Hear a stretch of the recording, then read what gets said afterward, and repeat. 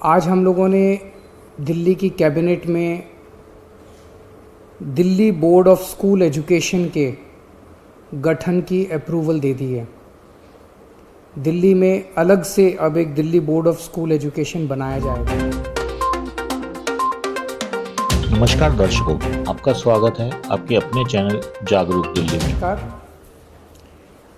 आज जो ऐलान मैं करने जा रहा हूँ उसका असर केवल दिल्ली की शिक्षा व्यवस्था नहीं, मैं समझता हूँ कि भविष्य में हमारे देश की शिक्षा व्यवस्था पर भी बहुत गहरा असर पड़ने वाला है। आज हम लोगों ने दिल्ली की कैबिनेट में Delhi board of school education के गठन की अप्रूवल दे दी है। दिल्ली में अलग से अब एक Delhi board of school education बनाया जाएगा। ये कोई मामूली बोर्ड शिक्षा बोर्ड नहीं है। जैसे हर राज्य का अपना एक शिक्षा बोर्ड होता है, तो ऐसा नहीं है कि अब दिल्ली में हमारी सरकार है तो हमने तय किया कि हम भी एक अपना अलग शिक्षा बोर्ड बनाएंगे। ऐसा नहीं है। ये शिक्षा बोर्ड बनाने की ज़रूरत क्यों पड़ी और इस शिक्षा बोर्ड के ज़रिए हम क्या हासिल करना चाहते हैं। पूरा देश देख रहा है कि पिछले 6 साल के अंदर दिल्ली की शिक्षा व्यवस्था के अंदर क्रांतिकारी परिवर्तन हुए हैं। पिछले 6 साल में सबसे पहले हमने ये यात्रा शुरू की कि हमने दिल्ली के बजट का लगभग 25% हर वर्ष बजट का 25% पैसा शिक्षा के ऊपर खर्च करना चालू कर दिया। इससे क्या हुआ? सरकारी स्कूलों की शानदार बिल्डिंग बनने लगी, स्कूलों के अंदर अच्छी लैब्स बनने लगी, स्कूलों के अंदर अच्छे कमरे बनने लगे, स्कूलों के अंदर अच्छे ऑडिटोरियम बनने लगे, स्कूलों में स्विमिंग पूल्स बनने लगे, स्कूलों की साफ़ सफाई की व्यवस्था अच्छी होने लगी, स्कूलों की सिक्योरिटी अच्छी होने लगी, स्कूलों के अंदर टॉयलेट्स अच्छे हुए, स्कूलों के क्लासरूम्स के अंदर अच्छे डेस्क आने लगे, अच्छे ब्लैक बोर्ड्स आने लगे। एक तरह से पूरा जो सरकारी स्कूलों का ढांचा था जो कि हीन भावना से ग्रसित था, प्राइवेट स्कूलों के अंदर अच्छा इंफ्रास्ट्रक्चर होता था, सरकारी स्कूलों के बच्चों के अंदर एक हीन भावना होती थी। जब सरकारी स्कूलों पे हमने 25% बजट खर्च करना चालू किया तो सरकारी स्कूलों का पूरा काया पलट होने लगा। दूसरा बड़ा परिवर्तन हमने किया कि अपने टीचर्स को और प्रिंसिपल्स को बहुत बड़े स्तर के ऊपर हमने ट्रेनिंग करने के लिए भेजा। हमने उन्हें कैम्ब्रिज भेजा, सिंगापुर भेजा, फिनलैंड भेजा, अमेरिका भेजा, कनाडा भेजा, IIM लखनऊ भेजा, IIM अहमदाबाद भेजा। हमारे ढेर सारे टीचर्स और प्रिंसिपल्स वहाँ से ट्रेनिंग करके लौटे। हमने अपने बच्चों को फॉरेन भेजना चालू किया। हमने अपने बच्चों को केमिस्ट्री, फिजिक्स, मैथ्स के ओलंपियाड के लिए विदेशों में भेजा। हमारे बच्चों ने भारत का नेतृत्व किया और कई जगहों से हमारे दिल्ली के बच्चे मेडल जीत के लौटे। जब ये टीचर्स और बच्चे वापस लौटे तो इनके अंदर एक जबरदस्त आत्मविश्वास था और कुछ कर गुजरने की इच्छा थी। तीसरा हमने बड़ा परिवर्तन किया कि हमने अपने प्रिंसिपल्स को एम्पावर किया। अभी तक हर स्कूल के अंदर दिल्ली सरकार का डायरेक्टोरेट ऑफ एजुकेशन का बहुत ज़्यादा इंटरफेरेंस होता था, छोटी छोटी चीज़ों के ऊपर। स्कूल में कुछ भी खरीदना है, स्कूल में कुछ भी रिपेयर कराना है, सरकार से परमिशन लो। कई कई टीचर्स की पोस्ट कई सालों तक खाली पड़ी रहती थी। अब हमने प्रिंसिपल को पावर दे दी। प्रिंसिपल की पावर 5,000 रुपये से बढ़ा के 50,000 रुपये कर दी और उसको पावर दे दी कि अगर सरकार किसी टीचर की अपॉइंटमेंट रेगुलर नहीं कर पा रही तो वो एक सेशन के लिए बाहर से किसी टीचर की अपॉइंटमेंट करके अपना बच्चों की पढ़ाई सफ़र नहीं होनी चाहिए। हमने हर स्कूल के अंदर एस्टेट मैनेजर्स की नियुक्ति की। कई नए प्रयोग किए गए। सरकारी स्कूलों के बारे में कहा जाता है कि 5वीं क्लास तक भी बच्चे आते आते उनको ना अपनी किताब पढ़नी आती है, ना अपना एक लाइन पढ़नी आती है, ना गणित के बेसिक क्वेश्चंस आते हैं। उनको तैयार करने के लिए हमने मिशन चुनौती और मिशन बुनियाद जैसे कार्यक्रम, नए नए प्रयोग शुरू किए। हैप्पीनेस करिकुलम लेके आए, जिससे बच्चों को मेडिटेशन कराना सिखाते हैं। बच्चों के इंटरपर्सनल रिलेशंस अपने माँ बाप के साथ, अपने परिवार के साथ, अपने दोस्तों के साथ रिश्ते अच्छे होते हैं। बच्चों के इमोशनल नीड्स पूरे होते हैं। हैप्पीनेस करिकुलम लेके आए, एंटरप्रेन्योरशिप करिकुलम लेके आए। तो इस तरह से कई सारे प्रयोग पिछले 6 साल के अंदर किए गए, जिसकी वजह से आज दिल्ली के सरकारी स्कूलों के नतीजे 98% आने लगे हैं। प्राइवेट स्कूलों से ज़्यादा नतीजे आने लगे हैं। हमारे बच्चों का इंजीनियरिंग में, मेडिकल में, बड़े बड़े अच्छे अच्छे कॉलेजेस के अंदर एडमिशन होने लगे हैं। पेरेंट्स को भरोसा हो गया है कि अब हमारे बच्चे सरकारी स्कूलों के अंदर, उनका भविष्य सुरक्षित है। ये बहुत बड़ी बात है।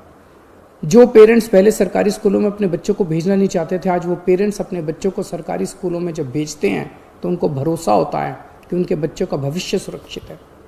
बच्चों के अंदर एक जबरदस्त आत्मविश्वास पैदा हुआ है। अब अगला स्टेप लेने का समय आया है। अब ये तय करने का समय आया है कि स्कूलों में क्या पढ़ाया जा रहा है और कैसे पढ़ाया जा रहा है।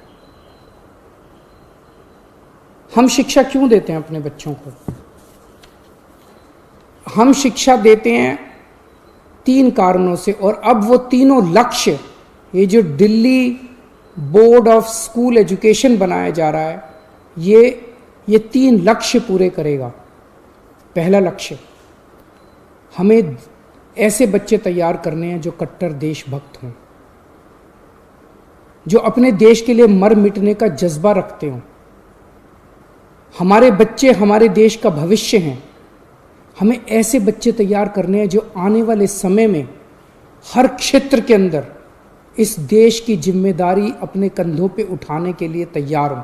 उन्हें तैयार करना पड़ेगा अपने बच्चों को, चाहे वो साइंस का क्षेत्र हो, चाहे टेक्नोलॉजी का क्षेत्र हो, चाहे बिजनेस का क्षेत्र हो, चाहे व्यापार का क्षेत्र हो, चाहे राजनीति का क्षेत्र हो, चाहे सामाजिक क्षेत्र हो। हर क्षेत्र के अंदर हमारे बच्चे देश की जिम्मेदारी उठाने के लिए तैयार हों। ऐसे बच्चे हमारी शिक्षा तैयार करेगी। अब दूसरा लक्ष्य, हमारे बच्चे अच्छे इंसान बने, चाहे किसी भी धर्म के लोग हों, चाहे किसी भी जाति के लोग हों, चाहे अमीर हों, चाहे गरीब हों। ये सारी दीवारें तोड़ के एक दूसरे को इंसान समझना है और अपना जीवन एक तरफ जहां अपने परिवार के लिए वो करना है, दूसरे अपने परिवार को पालना है, दूसरी तरफ अपने समाज को और दूसरे इंसानों के लिए निस्वार्थ भाव से अपना जीवन जीना है। ऐसे बच्चे बोर्ड तैयार करेगा। और तीसरा, आज हमारे देश के अंदर सबसे बड़ी समस्या है, बड़ी बड़ी डिग्री, पीएचडी करने के बाद, बीए, बीएससी, बीकॉम, एमकॉम, बड़ी बड़ी डिग्रियां करने के बाद भी बच्चों को नौकरी नहीं मिल रही। बच्चे घर में बेरोजगार बैठे हैं। ऐसी शिक्षा का क्या फायदा? अब ये बोर्ड ऐसी शिक्षा तैयार करेगा, ऐसी शिक्षा प्रणाली तैयार करेगा। हम क्या पढ़ाएंगे, कैसे पढ़ाएंगे, ये बोर्ड बच्चों को अपने पैरों पे खड़ा होने के लिए तैयार करेगा, ताकि जब शिक्षा करके वो निकले तो वो रोजगार ढूंढने के लिए दर दर की उसे ठोकरें ना खानी पड़े। उसका रोजगार उसके साथ तैयार होना चाहिए। ऐसी शिक्षा तैयार की जाएगी। इसलिए इस बोर्ड का गठन किया जा रहा है, ऐसी शिक्षा देने के लिए, ऐसा शिक्षा का कंटेंट तैयार करने के लिए, और प्रक्रिया ऐसी बनाई जाए। आज हमारा पूरा का पूरा शिक्षा तंत्र रटने पे जोर देता है। रटो और साल के अंत में 3 घंटे के पेपर के अंदर उलट के आ जाओ। ये बदलना पड़ेगा। अब रटने पे जोर नहीं होगा, अब समझने पे जोर होगा। एक बच्चे का असेसमेंट साल के अंत में 3 घंटे में नहीं लिया जाएगा। उसका असेसमेंट पूरा साल लगातार चलता रहेगा। उस बच्चे का असेसमेंट लगातार पूरा साल चलेगा। ये इंटरनेशनल स्तर का बोर्ड बनाया जा रहा है, जिसमें ढेर सारे इंटरनेशनल संस्थाओं से सहयोग लिया जाएगा। इंटरनेशनल प्रैक्टिसेस को स्टडी किया गया है और भी स्टडी किया जाएगा, और उन इंटरनेशनल प्रैक्टिसेस को हम दिल्ली में अपने स्कूलों में और अपने बोर्ड में लेके आएंगे। इसमें हाई एंड टेक्निक्स का इस्तेमाल किया जाएगा बच्चों को पढ़ाने के लिए, और बच्चों की असेसमेंट करने के लिए। जैसे मैंने बताया कि रटने के ऊपर से ध्यान हटा के अब समझने के ऊपर और पर्सनालिटी डेवलपमेंट, एक बच्चे को तैयार किया जाएगा। हमारा ये मानना है कि भगवान ने इंसान को बनाया है, हर इंसान के अंदर कुछ ना कुछ अच्छाई जरूर डाली है, कुछ ना कुछ उसके अंदर स्पेशलिटी, हर इंसान स्पेशल है। वो क्या स्पेशल है, ये शिक्षा प्रणाली की जिम्मेदारी होगी कि उस बच्चे की उस स्पेशलिटी को निकाल के उसकी किस चीज़ में रुचि है और उसे किस चीज़ की ज़रूरत है, उसका कैरियर किस चीज़ में होना चाहिए और उसे कौन सा कोर्स पढ़ना चाहिए, ये शिक्षा प्रणाली निकाल के उस बच्चे को वही सिखाया जाएगा जिसमें वो माहिर है, ना कि एक रट्टू तोता जो अभी बनते हैं वो बनाया जाएगा। दिल्ली में 1000 के करीब लगभग सरकारी स्कूल हैं, 1700 के करीब प्राइवेट स्कूल हैं। इनमें जितने बच्चे पढ़ते हैं मोस्टली सरकारी स्कूल तो सभी सीबीएसई के, सरकारी स्कूल सारे सीबीएसई के हैं और 1700 जो प्राइवेट स्कूल हैं ये भी मोस्टली सीबीएसई के हैं।